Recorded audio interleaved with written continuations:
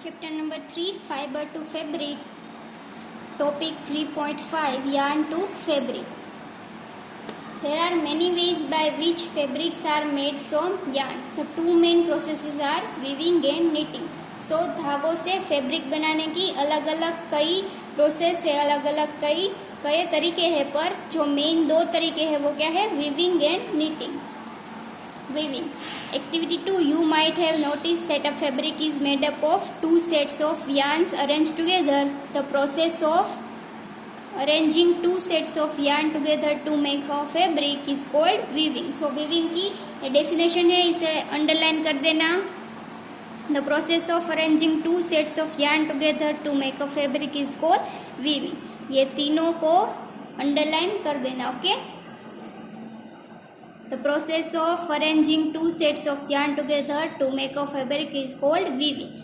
So that was a weaving, यानी कोई भी दो धागों को या फिर दो से ज़्यादा धागों को एक दूसरे के साथ नीडल से अरेंज करना ताकि एक पूरा कापड़ का टुकड़ा बन सके, फैब्रिक का टुकड़ा बन सके, उसे क्या बुलाते हैं, weaving. Now page number 22, knitting. Have you noticed how sweaters are knitted? आपको पता है कि स्वेटर्स कैसे होते हैं, नीट करके यानी बुनाई करके उसे बनाया जाता है. आपको पता है कि स्वेटर कैसे बनते हैं, तो नीटिंग से बनते हैं. सी आपको फिगर दी गई है, फिगर 3.14. नीटिंग यानी एक धागे का जो पूरा बॉल होता है उससे हम दो ऐसे सोए की जैसे दोनों धागों को लेकर हम पूरा एक फैब्रिक बनाते हैं, कापड़ का टुकड़ा बनाते हैं, उसे बोलते हैं knitting. A single yarn is used to make a piece of fabric. Have you ever pulled the yarn from a torn pair of socks? What happens? A single yarn gets pulled out continuously. So आपने कभी अपने socks में से एक धागा निकाला होगा तो आपको पता चलेगा कि वो पूरा खुल जाएगा. एक धागा निकलेगा तो एक के बाद वो पूरा जो सॉक्स का जो फैब्रिक है वो एक के बाद पूरा खुल जाएगा. एक धागा निकालने से वो पूरा धीरे धीरे खुल जाएगा. Unraveled यानी खुल जाएगा. Socks and many other clothing items are made of knitted fabrics.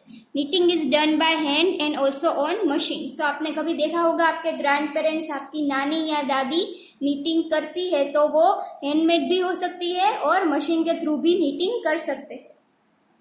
Now page number 23. Weaving and knitting are used for making different kind of fabric. These fabrics are used for a variety of clothing items. So weaving and knitting वो दोनों अलग अलग fabrics का use करके हम बना सकते हैं. These fabrics are used for a variety of clothing items. So ये फैब्रिक कई तरह की क्लोथिंग आइटम्स में यूज हो सकते हैं. Now 3.6, history of clothing material. Have you ever wondered what materials people used in ancient times for clothes? आपको पता है कि जब वीविंग, नीटिंग ये सब नहीं था, जब नीडल्स नहीं थी, तब लोग जो पुराने ज़माने में क्या यूज करते थे as a cloth. It appears that in those times people used the bark and big leaves of trees or animal skins and furs to cover themselves. So उस समय में एशियन टाइम में लोग क्या यूज करते थे, बार्क यानी झाड़ की छाल, एंड बिग लीव्स और ट्रीज और पेड़ के बड़े बड़े पत्ते, एनिमल स्किन्स एंड फर्स या फिर एनिमल्स की स्किन, टाइगर की स्किन, तो उसे यूज करते थे.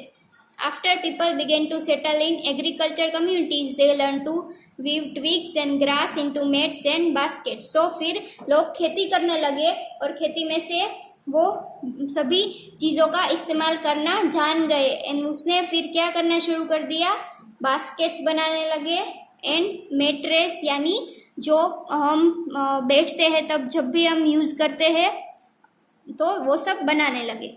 वाइन्स, एनिमल्स, फ्लीज और hair were twisted together into long strand. So फिर आगे ऐसे प्रोसेस होती गई, रिवॉल्यूशन होता गया एंड हम सभी चीज़ों का यूज़ करना सीख गए.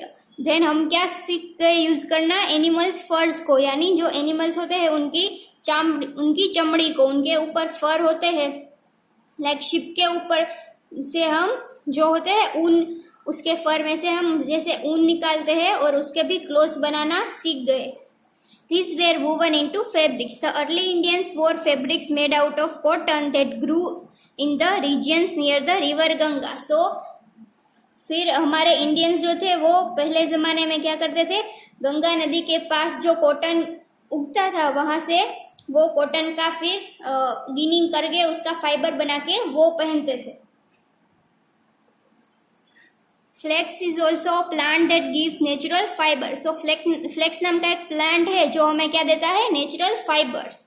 इन ancient Egypt cotton as well as flax were cultivated near the river Nile and were use for making fabric. So Egypt में लोग जो नाइल नाम की नदी है उसके पास क्या करते थे, फैब्रिक उगाते थे, खेती करते थे, कॉटन की खेती करते थे और उसमें से फैब्रिक बना के फिर उसे एज अ क्लॉथ यूज करते थे। In those days, stitching was not known. People simply draped the fabrics around different parts of their body.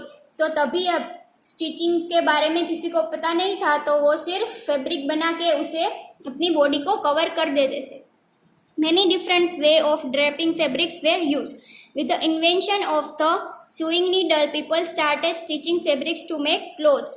तो फिर क्या हुआ, नीडल की इन्वेंशन हुई, सोई यानी उसकी इन्वेंशन हुई। सो उसके बाद लोगों ने स्टिचिंग करना स्टार्ट कर दिया, यानी सिलाई करना स्टार्ट कर दिया। Stitched clothes have gone through many variation since this invention, but it is not amazing that even today sari, dhoti, lungi और turban used as an unstitched piece of fabric. So क्या हुआ था कि सबने जब सोई की यानी नीडल की इन्वेंशन हुई तो लोग सिलाई करना भी सीख गए और सिले हुए क्लोथ्स पहनना स्टार्ट कर दिया। पर अभी के ज़माने भी साड़ी, धोती, लुंगी एंड टर्बन यानी ये सब अनस्टिच है, इसे सिलाई नहीं करनी पड़ती, ये सिर्फ एक कापड़ का लंबा सा टुकड़ा होता है। Just as there is a large variety in the food eaten all over our country, a large variety exists also in fabrics and clothing items. जैसे हमारे देश में कई तरह की अलग अलग देशों में अलग अलग खाना होता है, वैसे ही अलग अलग देशों में अलग अलग धर्म का अलग अलग उनके अकॉर्डिंग क्लोथ्स होते हैं, उनके अलग अलग फैब्रिक्स होते हैं।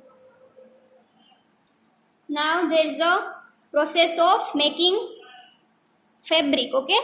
Cotton rolls, then ginning, then fiber, spinning, yarn and knitting, fabric weaving, okay? So पहले क्या होता है, कॉटन रोल्स होते हैं, जो कॉटन के बॉल्स होते हैं उसको क्या करते हैं, गिनिंग यानी उसमें से फाइबर निकाल लेते हैं। एंड जो बचा हुआ होता है जो कॉटन का बॉल्स उसमें से क्या करते हैं, फाइबर निकालना, उसे हमने आगे देखा उसे गिनिंग बोलते हैं। सो उसमें से जो फाइबर निकला होता है उससे वो क्या करते हैं, उससे स्पिन करते हैं यानी जो फाइबर जो धागा होता है कॉटन का उसको ट्विस्ट करते हैं। सो उसमें से यार्न बनाते हैं यानी धागा बनाते हैं। एंड देन वो धागा जो होता है उसे नीटिंग या वीविंग करके फैब्रिक बनाते हैं, ओके? उसकी बुनाई करके, धागे की बुनाई करके हमें मिलता है फैब्रिक।